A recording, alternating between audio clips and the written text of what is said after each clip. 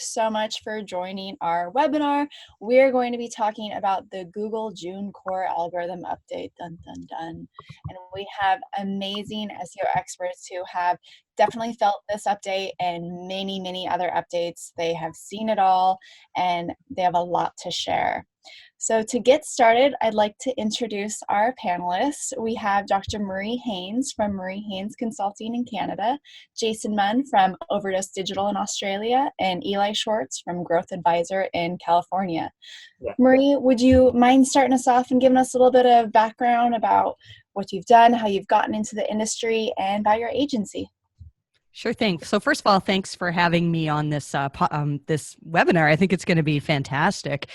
So my name is Marie Haynes. I'm a Canadian, and I have a company of 8 of us where we do mostly site reviews, and we deal with core algorithm updates and help webmasters that have been hit by something that Google's done and help them to actually perform better. And so, yeah, we're based in Ottawa, Canada, and we absolutely love what we do, and we love talking about what it is that Google's doing. So I'm really looking forward to this. Yes, and if you are not already following, definitely go follow her blog. Whenever anything big happens, or even just the day-to-day, Marie's full of amazing info. So if you're not already following, make sure and follow her site. Thank you so much for joining us, Marie. Thank you. And Jason, you are 4 o'clock in the morning in Australia. You're the real MVP. Thank you so much for joining. Can you please give a little bit of background about yourself and your company? Yep, not a problem, not a problem. So my name is Jason Munn. I'm based out in Melbourne, Australia. I've been in SEO for over 10 years, and most recently, my agency was acquired by Overdose Digital. And Overdose Digital is basically an e-com agency. So we've built websites, we market them, and we help promote the brands that we work with there.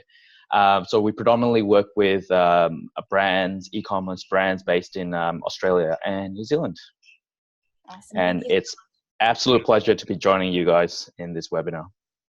Even this early in the morning, we appreciate it. Absolutely. And Eli, can you please, thank you so much for joining. Can you please give us a little bit of background? You've been with all sorts of different brands and have tons and tons of experience in this. Hey everyone, so good to be here. Up until recently, I was leading SEO at SurveyMonkey. Been doing things around SEO for about 14 years. My focus typically is on product-centric SEO, where I'm not necessarily optimizing towards keywords. I'm optimizing architecture and building out products. And the last few months, I've been working with a lot of very interesting companies, some late in the game on SEO, where they've been doing SEO for many years. And they're looking for a growth lever around SEO and helping strategize how they can optimize and reconstruct their sites or work with product teams to build that. And then some have never built an SEO product before and really coming up with what that SEO product can be. I'm probably a little bit less focused on algorithm updates and keywords than most people. I'm more focused on general approaches to SEO, and I'm really looking forward to having this discussion with this panelists. Awesome. Thank you guys again. So originally, you all contributed to a blog post about this topic, about the core algorithm update from June, and gave your feedback. And then Maverick happened. So we originally planned for this to focus on the June core algorithm update, but we're also going to dip into Maverick. But let's first talk about what happened in June. And I think one of the most interesting things about this update, it's a core update. Core updates usually don't have, very clear focuses or a certain kind, like a penguin. They're not always specific to industries. They can be a variety. But what made this one really, really unique, at least in my opinion, was they talked about it. They actually announced it. Danny Sullivan, who's the face of the Google Search Liaison account on Twitter, explain that Google wanted to be more proactive and start actually sharing information about updates a little bit before they happen to help, lessen the amount of questions that come through and Google doing what they usually do and just be like, oh, an update happened. Everyone, good luck. So let's talk about that. Marie, have you ever seen anything like this before to where Google has actually given hints of, hey, an update's coming or a change is coming? Google has in the past, although you're right, it's not their regular mode of operation.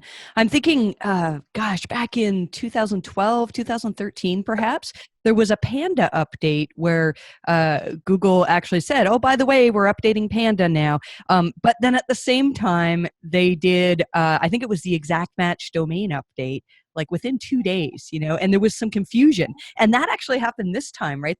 Nobody was talking about the diversity update, which happened the day after this core update that Google announced. So I think it's fantastic. I mean, I think every piece of information that Google will give us, I'm going to grab that information, and I really, really appreciate that they're giving us more information about what updates are happening. But you're right, it doesn't happen regularly, but hopefully it'll be a more frequent thing that they tell us, because it's good to know. Sometimes if all of a sudden traffic plummets, it's good to know, okay, there was an update that happened, and then we can feel more confident that it's Google's on Google's side, as opposed to maybe we lost our analytics tracking or something weird like that. Yeah, Eli, as someone who doesn't necessarily focus on fixing algorithm changes or things that happen when sites get hit with penalties or anything like that, how helpful was it knowing, okay, they announced on Twitter, something's coming, something's going to happen? Was it more hands on deck for your clients and let's make sure we're watching every second of the day to see how your client sites are, or was it more nerve-wracking than not knowing? Yeah, so for me, it aligns with my approach to what Google wants from us, which is, when you were in school and, your teacher gave a test and you thought your teacher was punishing you, your teacher gave you homework and you thought the teacher was punishing you with this terrible project. Really, your teacher just wanted you to learn and they were guiding you towards an end result. And that's the way I view Google. Like, Google wants us to be successful on Google. They want us to follow along with the way they want to index the web and basically not swim upstream, but work on the best practices they have defined. So when they're announcing core updates, it's not because they're looking to punish people. They're looking to tell you that they care and they're making adjustments, and maybe the rules have changed a little bit for the better. I mean, ultimately what Google wants is to understand what users want and to provide the best user experience. And when they are going and changing the algorithm in a way that they can announce it, because they change the algorithm all the time. They say they change it 500 times a year, which means more than once a day. When they're telling us that, they're telling us that they're taking a leap forward. They're improving the algorithm update. They're improving the way they understand what users want. They're improving the way that they're ranking sites. So my clients didn't really see a change because they were already optimizing towards users and towards best practices. I think when Google's doing these kinds of things, they're letting people know, like, hey, if you weren't doing that and you were kind of looking for holes in the algorithm, or you're cheating, you might get caught and you might see a change. Yeah, that makes a lot of sense. You bring up a good point that kind of echoes a lot of what Google's been saying with pretty much all of their updates the past couple of years, is quality, quality, quality. Jason, are you finding that, at least in your specific cases, that quality is really what these updates are based off of? And how would you really quantify quality of a website? So if a business owner was going to start a new site and they knew a little bit about algorithm updates and this whole idea of being quality, how would you explain that to someone? Yeah, so quality is a measure of popularity as well, I think. So we work on a range of e-commerce businesses. So some are startups and some are, very well-established brands. And what we find with algorithm updates or any type of updates is that there's a branding element which I cannot measure. So the only way to measure a brand recall in my world is to look at Google Trends or Net Promoter Scores and stuff like that to evaluate the reputation of a brand and a website. And what I personally experience is that brands that are or websites that don't have a really strong brand, they tend to struggle to rank a fair bit. So we can throw any type of link building activity at it and optimize the crap out of the website. It still does not move the dial. And for more established brands, they just rank due to popularity and the amount of brand recall they have. So I think there's an element of brand evaluation as part of the algorithm that Google does. How and what they use is to be known. Is there a technique that either yourself or your team does to kind of evaluate a new client site and kind of put yourself in Google's shoes to evaluate the brand when you first get a new site? Yeah, so we use the same approach as what Eli just mentioned. I strongly believe that the boring SEO best practices, the day-to-day things, simple things like keeping your crawlability, your monitoring your crawl budget, your indexability, and stuff like that. I still think the core technical element of SEO is so important. So when quality updates happen, a lot of people will jump straight to the gun to say, oh, we've been penalized due to my links and stuff like that. But 9 out of 10 times it'll be something on the website that Google isn't agreeing with. So it could be, massive amounts of thin content that needs cleaning up, duplicate content signals within the website and stuff like that. So we do have a checklist that we run through, and we do have I think we monitor about 20 to 30 different metrics around those core areas, technical, on-site, and links, just to make sure that if a website does get hit by Google, that we go through a checklist and a point of elimination. So is it on-site? No. Is it technical? No. Is it duplicate content? No. Is it links? No. So we go through the little checklist just to make sure that we cover all our bases. And if we're doing everything right by Google and following their guidelines and their advice and approach, no website should be hit by any algorithm update. That makes sense. Marie, originally when we first started this, as I mentioned in the beginning, we were just going to talk about June's algo update. And then the second week of June, Maverick happened. Have you dealt with any sites that have been affected by Maverick? Have you noticed any changes with the Maverick update so far? So I think it's important to note that the word Maverick, that the name was given to the update by the SEO community. I believe it was Brett Tabke actually who said, hey, it coincides with Top Gun being re-released, so let's call it Maverick. There's really no set defined day that Maverick happened. So I'll tell you what I think. We know that June 3rd was a massive update and Google announced it. And then since then, almost weekly, perhaps a couple of times a week, we've been seeing what I would call tremors. If you remember when Glenn Gabe years ago first started talking about the phantom updates, and he had these tremors, he would say, oh, well, there was an update and then there were these tremors. To me, that's what we're calling Maverick. The tremors are probably Google just tweaking the dials. So, we know that they worked on certain quality issues. We're pretty sure that, at least in our office, we feel that a lot of the things were connected to how Google trusts a website or the contributors to the website.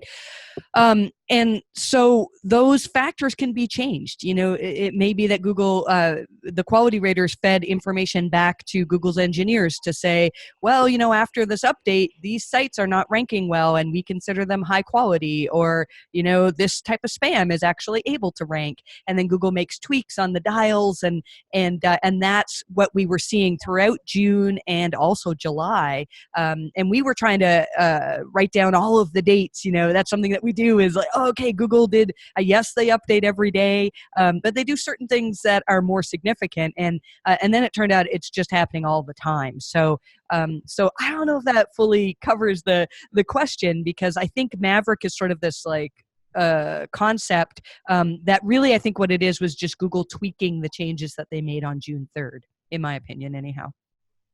And would you say that this is kind of normal for Google when they release a relatively large update like the June one to see some minor updates happen afterwards? And about how long should we wait until it's like, okay, Google finally polished this update, we should be good to go for a few more days? Yeah. And I think that really varies depending on the complexity of what they're trying to implement. I think with June 3rd, they made some changes to their algorithms that were quite significant. And so it makes sense that they're going to want to tweak those changes and, turn some knobs and say, well, we used to value this as a sign of trust. And when we put our value in that, it made some of these other sites do well. And so let's, value that a little less. So it's pretty common to see that after any major update, there are going to be, some fallout from that. So I think that's just the norm from this point on. That but when we look at the clients that have contacted us, because that's usually what we find out is all of a sudden emails start pouring in, people saying like my traffic has really, really plummeted.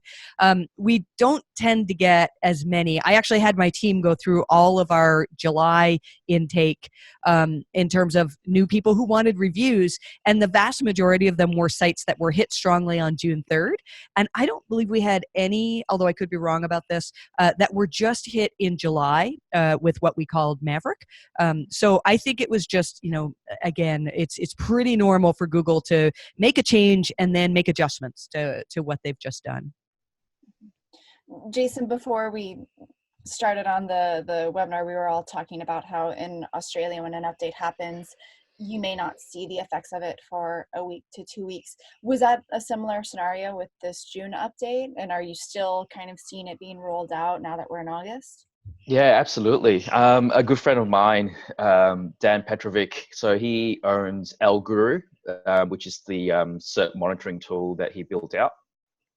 So when the June core algorithm update was launched, and everyone was talking about it, discussing about it, I believe he tweeted a screenshot of Guru to say, "Meh, it's pretty underwhelming what's happening here in Australia." So we normally don't see any effects of these big algorithm updates.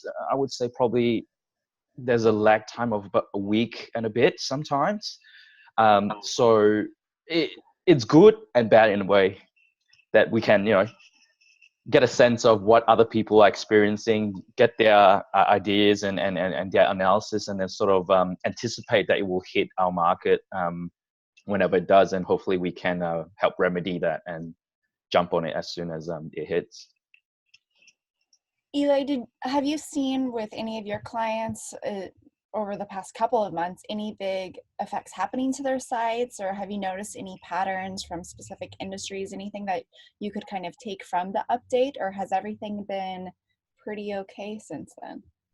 I think they may have won a little bit and gained from the algorithm updates, as some sites that were not necessarily following the rules lost out, which is what the algorithms are designed to do. But I did want to follow up with what Marie was saying, is that essentially too many people view the Google algorithm as like some sort of an allowance, or like Google's a deity in deciding how much every website is entitled to as far as traffic. And really what an algorithm is it's computer code, right? Our phones run off an algorithm, our computers run off an algorithm, everything's an algorithm. So it's a series of rules on, if a website does this, then this will happen. If you have this link, then that will happen. And as these algorithms roll out, they're put in place by engineers and product managers who are envisioning a new product that may work well in the market. So just like any code, I have an Android. When new Android comes out, there's bugs, and they have to go and push out fixes to those bugs. And the same exact thing is happening with the Google algorithm update. They have something that's designed in their mind. Say they want to go after porn sites, or they want to go after loan sharking sites. And they roll out this algorithm update, and they discover they missed. It didn't do what they thought it would do. And like the first algorithm update that I ever experienced a tremendous amount of pain from was the Panda update. And Panda had to keep getting corrected. And I remember when Panda first came out, Dandy Sullivan called it the farmer update, because I think it was going after link farms and specifically eHow. So eHow had all these and like great examples of like how to boil water, and it missed. It didn't get eHow. And like eHow was gloating about like, how look at all their crappy content and still like #1 on Google. And then Google obviously knew that. They did this update to nail Demand Media, which owned eHow, and they fixed it. And the next time around, they nailed it, right? They're like, okay, here's how our code missed. And we accidentally got some sites that didn't deserve to get hit by it. We missed some sites that really deserved to get hit by it. And, other times people brag and they say, I remember again, specifically with Panda, there were people bragging about how like if they moved their crappy content onto a subdomain, suddenly it was ranking again. So Google's like, well, we didn't think that was going to happen. Thanks for letting us know. The algorithm is now going to include that. Like crappy content should exist in the index. We shouldn't just ding a domain. So I think will always happen, whether it's called tremors, whether it's another algorithm update. It's essentially a bug fix on a new product. And when Google announces an algorithm update, it's more than like, we're rolling out an improvement. and improvements happen all the time on every app. Every app you have on your phone gets updated weekly or every other week. So when they're rolling out an algorithm update, it's like a new product. It's something new in the market, and it will never be perfect. It has to have bug fixes and refreshes. So if a client had come to you and had been penalized, or they hadn't been penalized yet, they're just nervous because they're starting to see changes in traffic, what's a piece of advice that you would give them, knowing all of that, and especially since you've seen all of that with Penguin happen? Rip off the Band-Aid.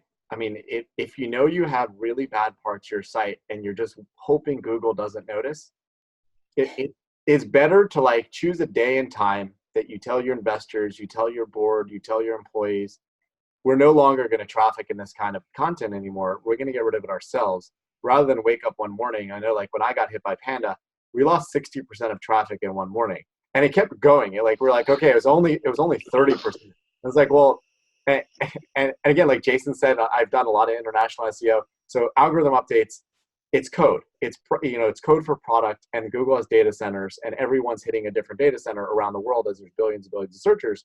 And sometimes like Google just doesn't get around to rolling it out on the data centers that Australians are going to ping. So as algorithm updates go out, so like I know with Panda, we're like, okay, it's only 20% of traffic. Like, oh, then more data centers, and like it settled at 60% of traffic, and we ripped off that Band-Aid. We took it down to losing 80% of traffic, and months later, that was miraculous. We were able to recover back to like 110% of the traffic we had before the algorithm update. So had we not had a bad business model on how we can get SEO traffic, we never would have fallen into that. So if there's something you're hoping that Google won't notice, they just haven't figured out how to catch it yet.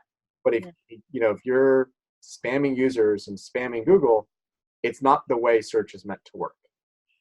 Mm-hmm. So true. Marie, how long would you take, or how long do you usually see with your clients, since you deal specifically with penalty recoveries all the time? How long do you usually give your clients an estimated time for when we can recover? So it was interesting. Danny Sullivan actually answered that question for us in a recent blog post by Google. And Google said, if you were negatively affected by a core quality update, in order to see significant recovery, if that recovery was going to happen, you'd have to wait till there was another core quality update. So how often do those happen? I mean, it can be a month later. It can be 6 months later. It can be, I think, last year we had probably 3 or 4 big updates over the whole year.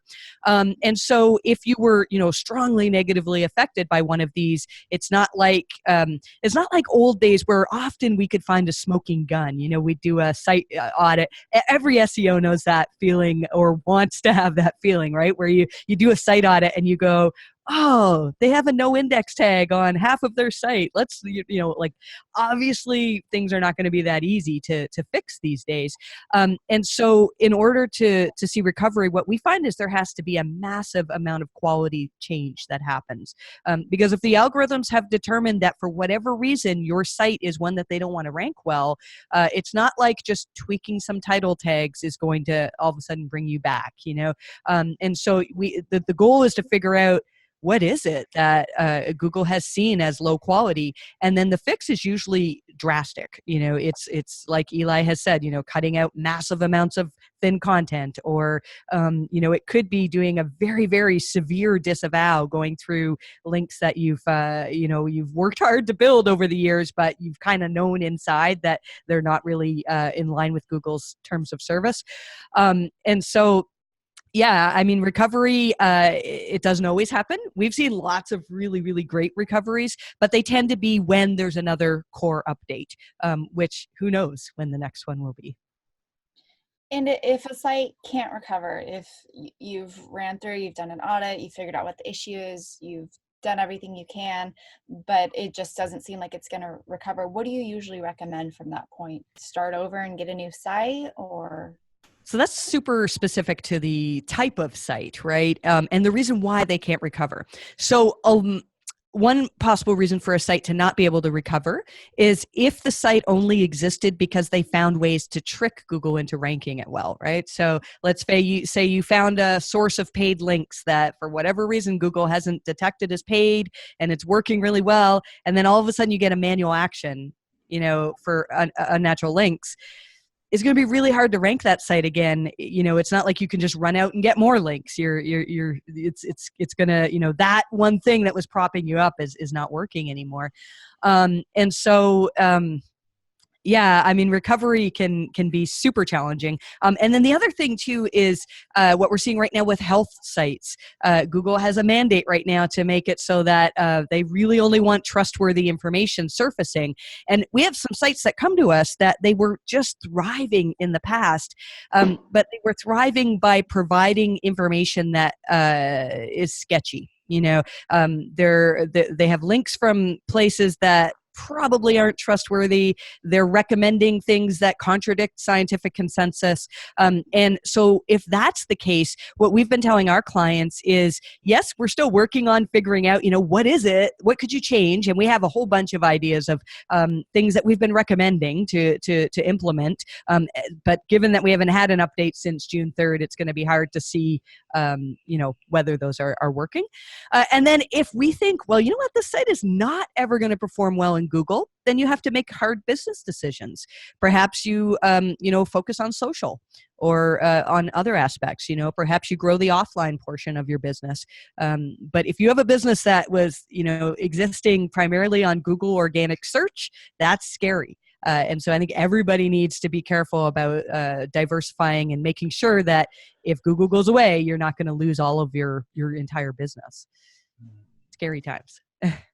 Yeah, that's such a huge point, and I feel like in the past year specifically that conversation has come up quite often of, if you have your business solely relying on organic search, what happens if one day you get penalized and you can't recover? Jason, have you ever worked with a client or seen an instance where they've been hit so hard it's just almost near impossible to recover? No, because most of our clients are pretty diversified in terms of their traffic generation efforts. So none of them are, thankfully, solely reliant on organic search as the predominant traffic driver to the website. And obviously, thankfully, we did have one client who was hit by the Penguin update due to unsavory links that they've built over the years. But in situations like that, I always tell people that I would much prefer to get a manual penalty than to be hit by an algorithmic penalty, simply because with a manual penalty, you know exactly what has broken and what has tripped over the Google guidelines, that they will tell you what's broken and what you need to fix.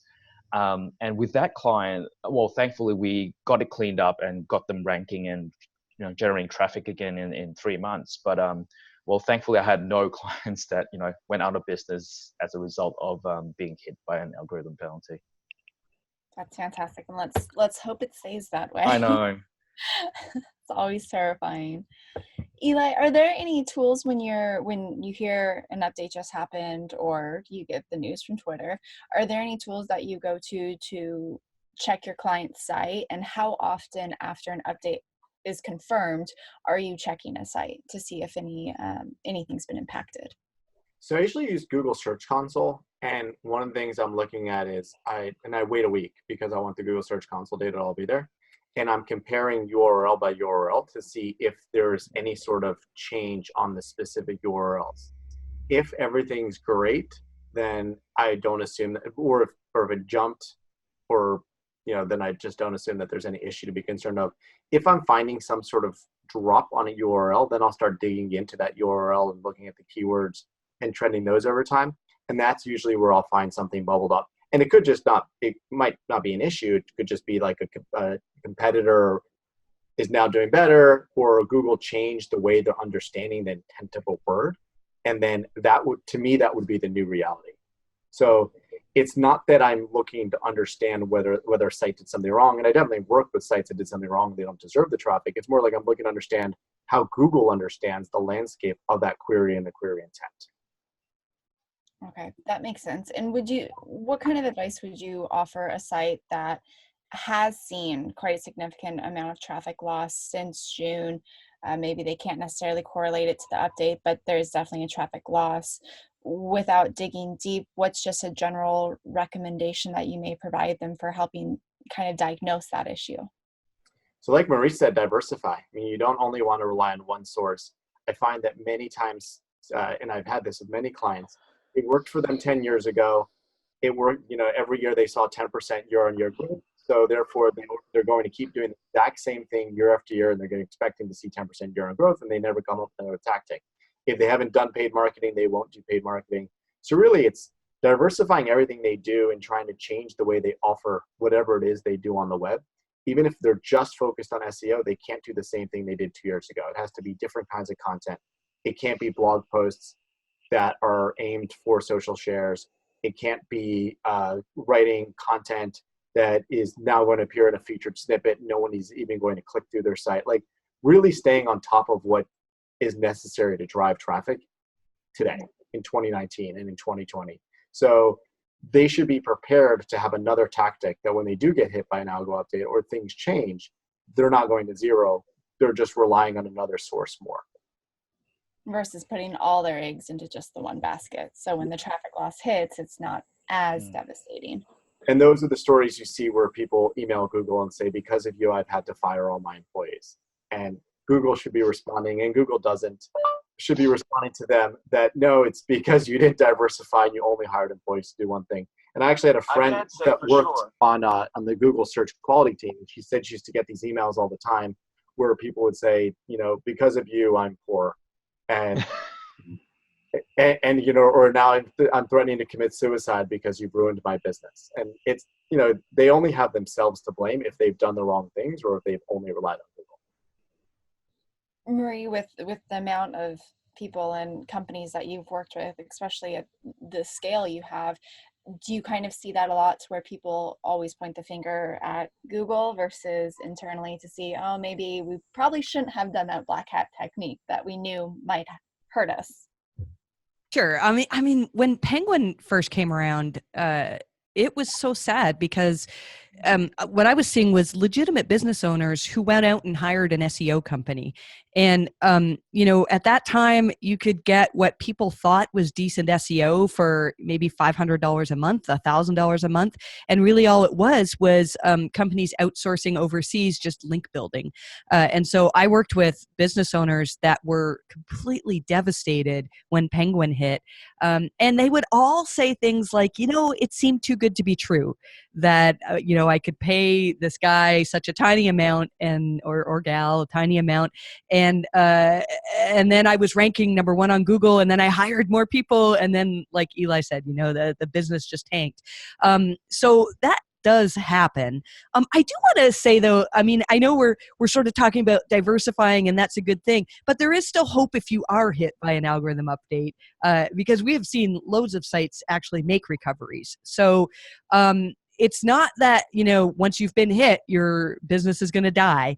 If you're a legitimate business, and we really think, and maybe I've taken flack for this in the past, but we really think that with recent updates, the answers are in Google's quality raters guidelines. I mean, it's a whole document that tells you what Google looks for in terms of quality. And then we can usually determine like, hey, the quality raters guidelines say that this is a sign of low trust, and maybe we can fix this in the business. And we've seen, businesses can recover provided you weren't existing completely to either scam people or on tricks and loopholes to try to rank better. So legitimate businesses, have a very, very good chance of seeing improvements if you can work on quality after an algo hit. Quality and Google's idea of honest. I've been reading a lot lately, and I keep seeing Google reuse the word honest about having an honest site that you would feel comfortable giving your credit card information to, or if you had to give personal information, you'd feel comfortable with that exchange. And so not only does your site need to be quality and the definition that Jason defined as quality, but Jason, what would you say would make an honest site aside from the credit card aspect of it? I mean, if a startup is like, okay, I want to do all the steps, follow all the rules, I've got quality content, what else do I need to make sure that in the future, if Google does an algo update, I probably won't get hit? I think building trust is probably the most important thing. So especially if you're accepting payments. So most of our clients are e-com. and building trust is so important. So getting reviews for the website is a big factor. So not just product reviews that you collect for your own website, for your own star ratings in rich snippets and stuff like that, but also reviews from external websites play a big role too. Because if there are third-party, unsolicited reviews saying good things about the brand, the website, that's just going to help build up that trust and authority for the entire brand and the website that you're working on. So I think, work on building trust. I always tell my clients that if the internet did not exist, how would you market your website? How would you promote your brand? Right? You would do the whole, guerrilla marketing stuff. You would think about unique ways and creative ways of marketing a business. So the internet exists because it gives us that opportunity to communicate wide out to a larger group of audiences, but the core fundamentals of marketing hasn't changed. You just have that technology element in there to help you broadcast it. So I would, building trust is probably the biggest thing. You had mentioned reviews, and it made me think my brother just started an e-commerce site selling t-shirts, and he has never done anything on the web before, totally new to the whole online marketing, and he's finding all of these plugins or all of these apps, and one of them that he came across was this like auto review site, to where if you have a couple legitimate ones, they'll populate and use bots to review across the board. And I had to explain like, hey, that's a spammy thing, that's a bad thing, don't do that. I feel like these days there's all of these tools at a searcher's fingertips on how they can better optimize their website. How can someone who is maybe newer to all of these tools understand what is a good tool to use and what is a definitely don't use this, you're going to screw your website up? Yeah, I think it's the same thing as what Marie said. If it sounds too good to be true, it probably is snake oilish. So especially in the review space, you actually pay for what you get. So there's a really good review tool out in the UK called Trustpilot. So Trustpilot is third party, it's legitimate, and you can't really game or spam it. But then there are also free apps on WordPress that you can install and do what you just described and broadcast and solicit and auto post reviews and stuff like that. Those, I think it's about business ethics as well. Sometimes if you feel like it's manipulative and you feel like you're wanting to game the system for your own business benefit, then I think you shouldn't engage in that kind of activity. Mm-hmm. It's really hard to gauge, but yeah, I think you get what you pay for. Literally with everything, especially with SEO tools. Yeah. Well, we're going to start to open up the floor to Q&A. We already have a couple questions that have rolled in. So if you have any questions on anything that you'd like to ask any panelists, please start filling them out in the Q&A and we'll make sure and get them answered. Let's first start off with RK's. This is directed towards Eli. He or she is asking why Eli suggested that targeting featured snippets will always result in a no-click search. Can you elaborate on that? So I was thinking about this yesterday because Rand Fishkin posted an update on that there's now 50% of searches on Google result in no click or go to Google property. And he's posting as if it's a bad thing. And personally, I think it's a good thing, because if before we had featured snippets and before we had these no click searches, a lot of sites are doing information arbitrage. So for example, when I got hit by the Panda update years ago, I was working for a car site. We were arbitraging information that really Google's now giving away for free. Like if you want to know how much does a car cost. Obviously, if you want to know how much a car costs, you're not going to buy the car from Google. Google's tried that and didn't work out for them. So you just want to know that how much the car costs, and now you'll decide whether you want to do more research. Why? And Google's buying that information from the same source we bought it. So why do we deserve to have that click any more than Google deserves it? Or you have searches like, what time does the Super Bowl start? There's actually a page on CBS's website that tells you what time the Super Bowl starts. Again, arbitraging that information when Google can just as well give that away for free. So I think it's better for users. It enables voice search, and now it creates follow-on search. I now know what time the Super Bowl is. I may even know who's playing in the Super Bowl based on a no-click search. And from there, I can decide if I want to do more research. I shouldn't have to read a whole blog post just to find out one piece of information. So featured snippets, if you're targeting featured snippets to give away information, you may result in a no-click search if all you're doing is giving away one snippet or definition. I was working with a site. They were giving away a definition of something in their vertical everyone wanted to know. And I coached them through not giving that away. And they lost the featured snippet, but their traffic and conversions went up. So that's the way I think the world works when it comes to featured snippets. People are looking, and Google's looking to optimize for what do you want to know in one quick snippet or one quick voice announcement. So it may not result in a click, and that's a good thing if that's what you intend, if you just want the branding behind it. Marie, would you agree with that? Yeah, I mean, there's always this debate as to if you win a featured snippet, whether that's a good thing or a bad thing. Because, like Eli was saying, I mean, if you own the featured snippet and it gives the answer to somebody, and that means, oh, they're not going to visit your website. As an SEO, that feels like a bad thing, because now I have one less session that I can count as, hey, I got you, some traffic. But as a business owner, maybe it's not so bad. And we do see cases though where if the certain featured snippets will drive incredible traffic if you win them. And it depends on the query. So, I mean, if I'm trying to find out, like Eli said, what time does the Super Bowl start? Although I think for that query, Google struggles with it for some reason. They have some issue with Super Bowl and what time it starts. But still, if I'm asking for a query that has a set answer and I can get it right away, it's not going to cost a business money because I got that answer on Google. But there are many other featured snippets where they can result in extra clicks. So I think it's very situational. And I heard something at MozCon, I think it might have been either Brittany Muller or Dr. Pete, who said, if you don't win the featured snippet, somebody else is going to have it. Google wants to have a featured snippet there. So you might as well do what you can to win it, so that your brand awareness is there, that your name is there. So we still do put a lot of work into trying to get featured snippets. And I think in most cases, they can result in extra traffic. That makes sense.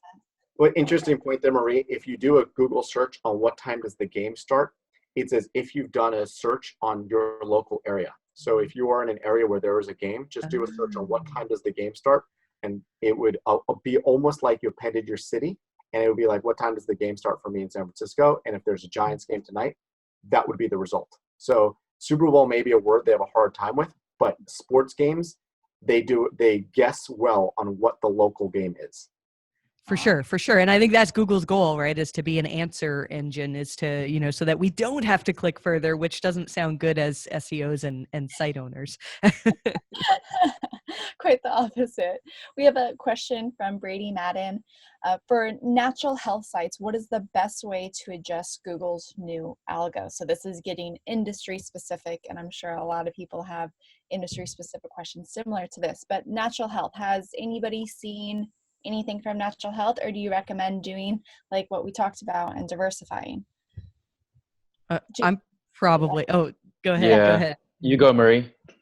This is really, I don't want to say the majority of our clients are natural health, but we've had a lot of natural health sites that were affected by specifically the June 3rd update, really back as far as August 1st last year.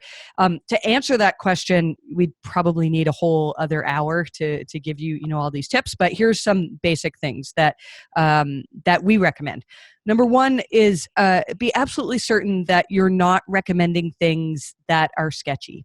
And what we're seeing is a lot of these natural medicine sites, what they'll do is they'll say, there's research. So we know that medical sites should be quoting statistics. They should be quoting medical research.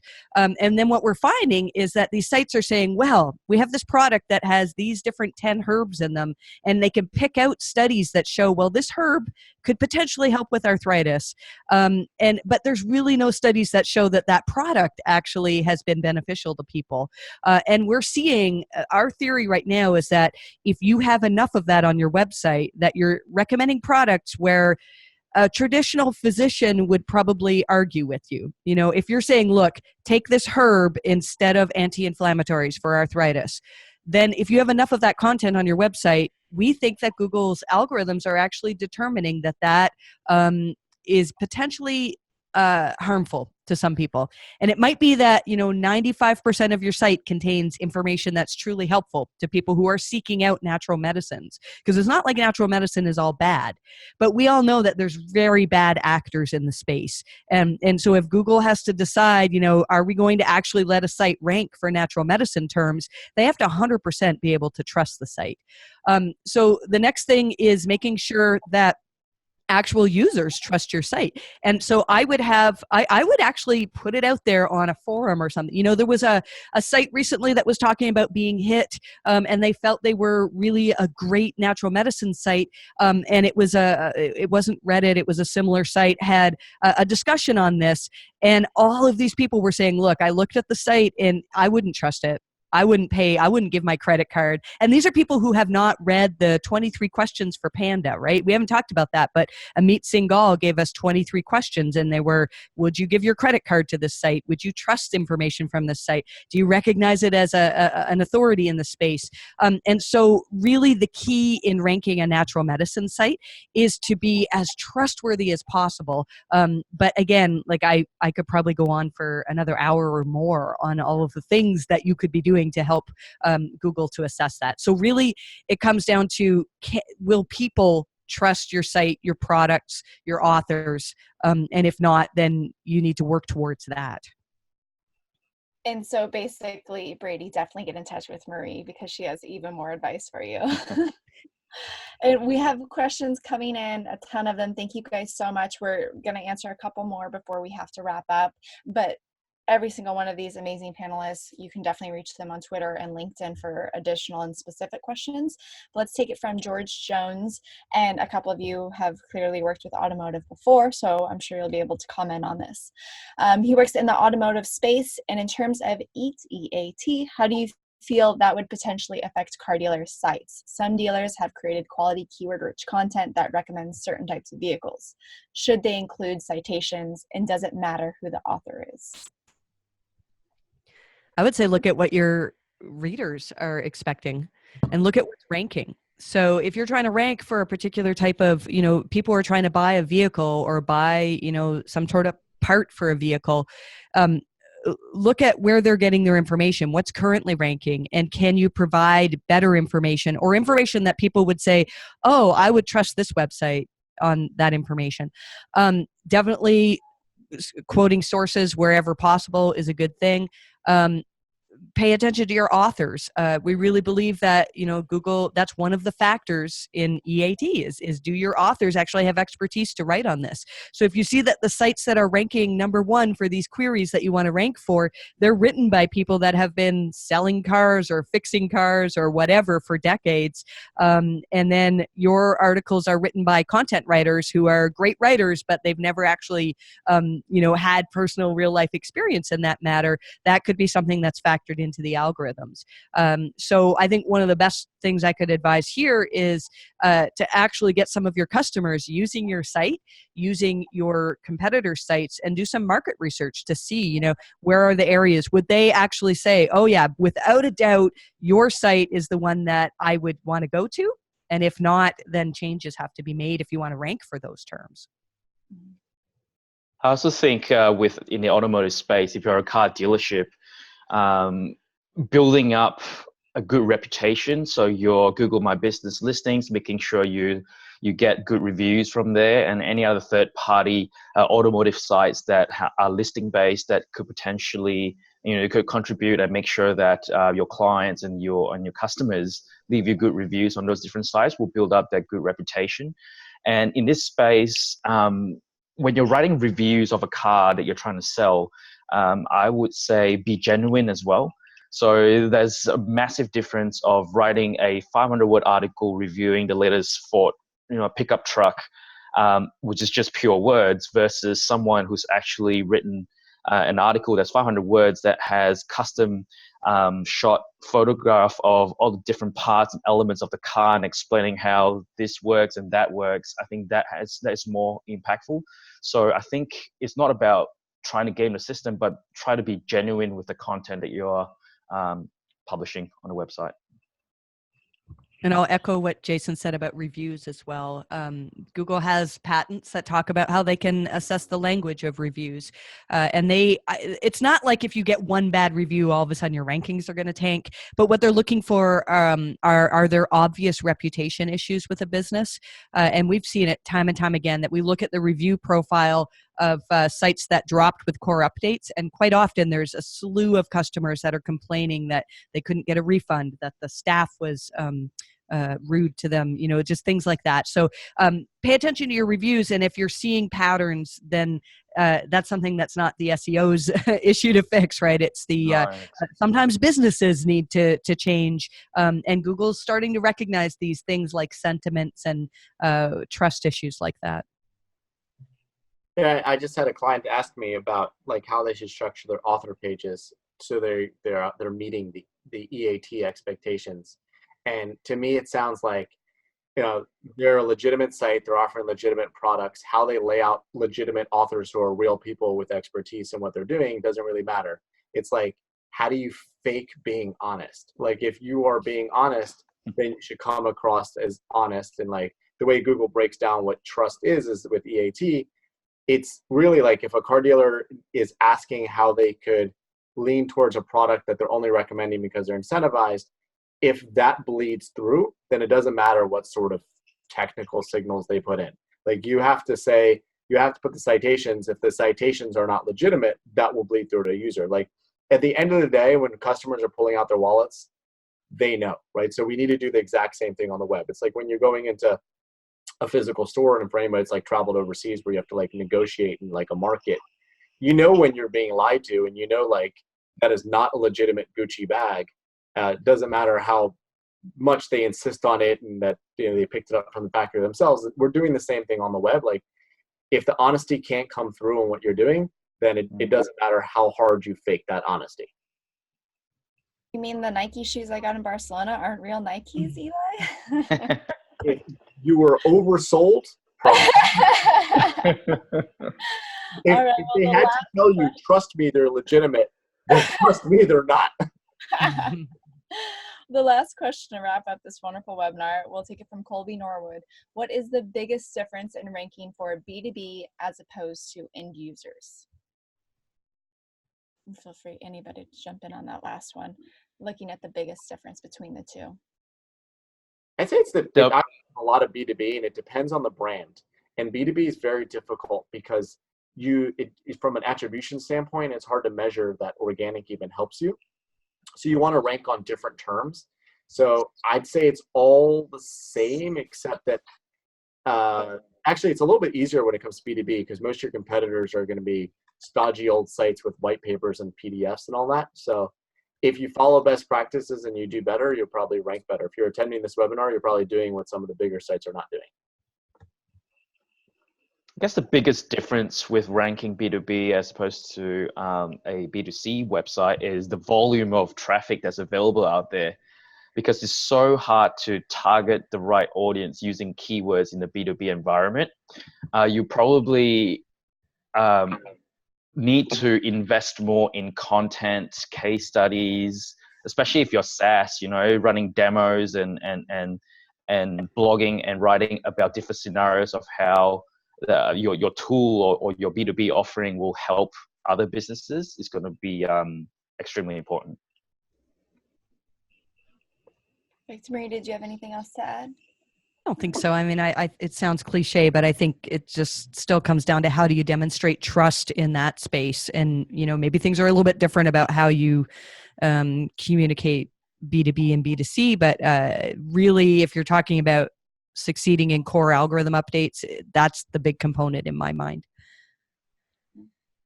Perfect. Well, thank you so much. We unfortunately have to wrap up. A huge thank you to every single one of you panelists. This has been a tremendous amount of help and advice to not only myself, but I know to everyone who attended. There's definitely some questions that we didn't get to. Those who asked them, again, I stress reaching out to every single one of these panelists on either Twitter, LinkedIn. I know specifically from talking with them and asking them tons of questions that they're happy to answer your questions as well. And a huge thank you to AuthorityLabs for hosting this. If you're interested in starting a 30-day trial with AuthorityLabs for free, you can go to authoritylabs.com. Otherwise, thank you guys all so much. Have a great day, evening, afternoon from all over the world. Thank you guys. Thank you. Thank you. Thank you.